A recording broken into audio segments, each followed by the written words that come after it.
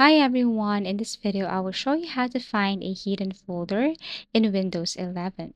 So this is a very easy tutorial. First, you have to go to your start menu.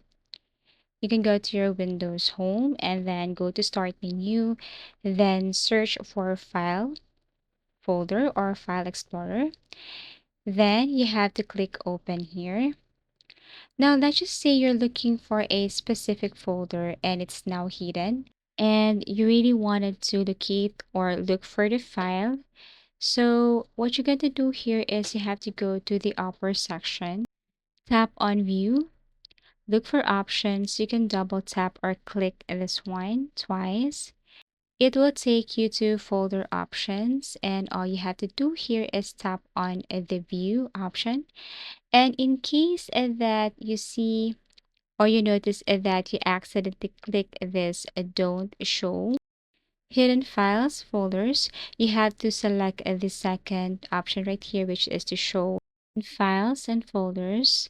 And then after that, all you have to do is tap on apply and then OK. So just make sure that you tap on this show hidden folders and files.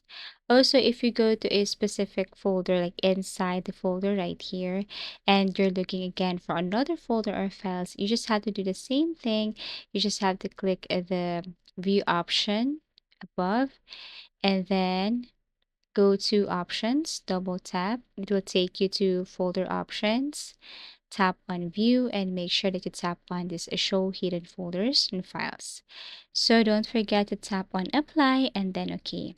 And that's how easy it is to find a hidden folder in Windows 11.